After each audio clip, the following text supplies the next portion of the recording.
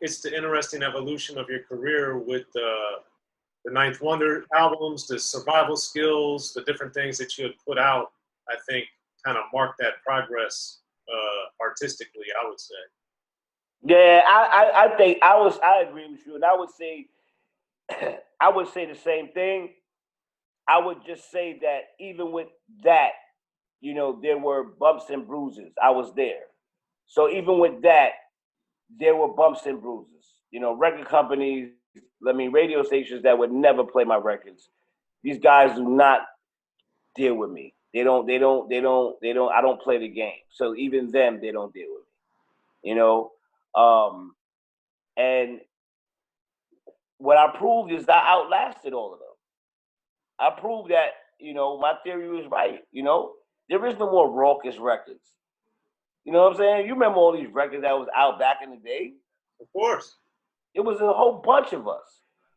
But it got to the point where, you know, Bucks duck down. We putting out M.O.P, Little Fame records and da-da-da, and this one. You know, it's like, we're going to be the last home for anybody. At some point in time, I promise you, we'll be the last home in hip-hop. I promise you. There will be no more Def Jam, Atlantic. None of those guys will even go near. They won't even be here, let alone that mess with hip-hop.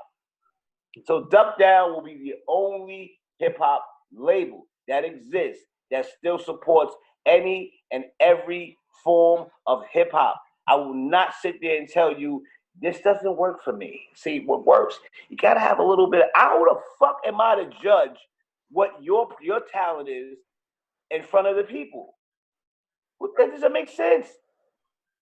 Let the people judge it. Put it out. You know? Let the people tell you how they want to react. If they start reacting a lot, you put more into it. If they run away from the shit like they got a bomb on it, then look, you run too. It's very simple, cause and effect. That's it. If the shit is that bad where everybody running, well, don't put no more money into it. Right. But if it's good and everybody like it, then put more money to it. And eventually, Duck Down. I'm telling you, I want DJs. I want everybody. We got DJs, but I'm talking about. I want the world of hip hop to eventually know that if nobody else give you a home, I'll give you a home. I'll give you a home. And people say, what have you been doing all these years, Buckshot? Why you haven't been around trying to rap and, you know, keep up the beat trap and, you know, wear, bright diamond necklaces that choke the shit out you when you walk the street? Why you don't do like that? That's what these new kids is doing. You know, why you don't wear your pants so tight it look like you got one leg and you got two legs on you? You know what I'm saying? But like you walking around the street looking like a motherfucking tennis racket. But do they, the same people that say that, do you ever say, well, did you listen to Rise of the Moon? Did they not pay attention to you putting out? Rise of the Moon was the worst experience I had in my life. Why is that? Because it was the worst experience that I had in my life. It was the worst fee. It was the worst support. It was just the worst. It was the worst. It was the worst. I've never had anything happen to me that was badder than Rise of the Moon. It was some of the goodest music that I did and on there, and yet it's a wrap. You know, people just they only respect money and power. And if I'm not on there talking about more than you and what I got that you ain't got, and I'm better than you because you ain't got what I got, it ain't gonna work. You know, it ain't gonna work because people only want to buy into what they want to become. You know, and I'm good. You know, I got a team. I got a great my team management. Everybody else, they working with us. They work with me. I teach them how to do everything. You know, Drew teaches them how to do everything. We both still run the label. I don't need to go there. That's why I went into other things like motivational speaking and motivation books and the politics specifically. You know what I'm saying? Because I think that's the one area that we haven't gone in. We've been in hip hop, construction, this, that, music, but we've never went into politics. Are you gonna Why? run? Are you gonna run for something? Nah, you know what? And I'm sounding like Trump. Fuck around, and I might run 5 years from now. I don't know, but right now I'm not running for anything. I'm just clarifying the language for the common people that don't understand the language. They don't understand what's the difference between the House and the Senate. You know, they don't understand that you have to be a certain age in order to be in both. They don't understand the power of the Senate and the power of the House. You know, they don't understand that the Senate controls the military, all right, and the House controls the taxes. All right, so they don't understand that the taxes must come from the House first and then go to the Senate, and the Senate has to approve it. All right, people don't know that. People think the president just sit around and make decisions all damn day. They don't know that if the bill gets passed and it goes up to the president and he doesn't approve it or signs off on it in 10 days, it automatically becomes law. And if he disagrees with it, it has to go back downstairs, and then they have to create another decision, or who's gonna it has to be even, and then it becomes law. If one person say no, it ain't law, which is why everybody keep hearing Mitch McConnell and control the state. They want to control the Senate because we can make better decisions when a certain party control the state, the Senate. And all it takes is for one guy like Mitch McConnell to be like, well, kiss my ass. I'm not down with the shit. So now the whole shit is off. It's uneven. And people don't know what none of this means. You don't know how none of this affects your life. It affects the bread, Wonder Bread you eat, motherfucker. That's why it went up from $1.89 to $2.25.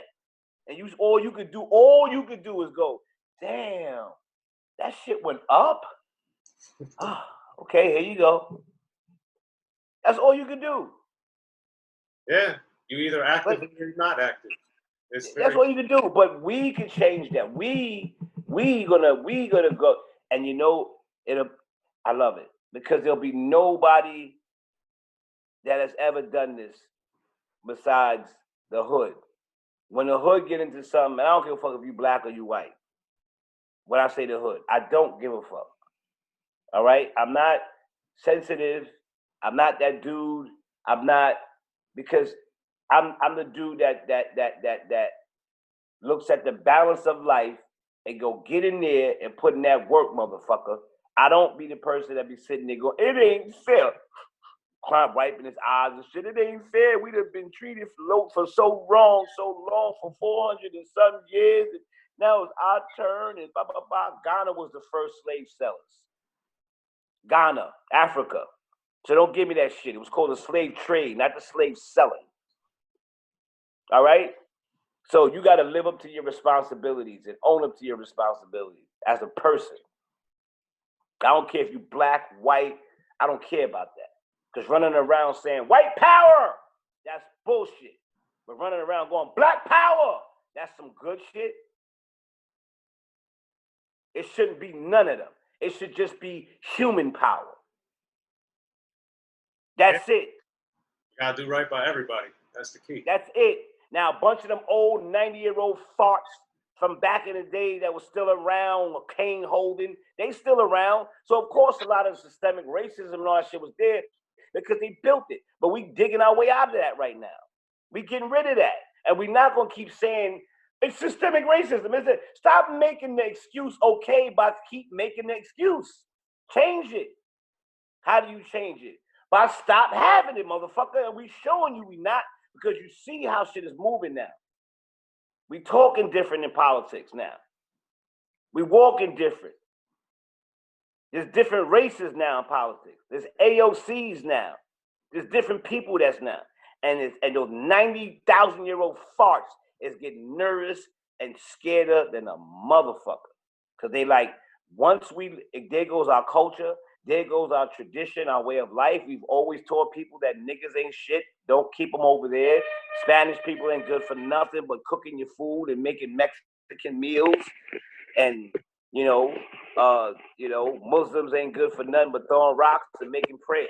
Like, you know what I'm trying to tell you? Like, they put that in effect because that was their moral outlook on life. Right. But we don't got that moral. We don't got those morals no more. Morality create reality. We don't have those morals no more. You know what I'm saying? Yeah. You know what I'm saying? People like you, myself, we're coming up now. So imagine how our kids are going to be. They're not going to be on some, well, that's a fine young black specimen. I like him. Hire him. You know, he's a great piece of stock. When you say, Jim, your kids is not going, you not going to sit there and be like, yo, you are absolutely right. Our aristocratic mind frame is the finest of tea. Like, get out of here.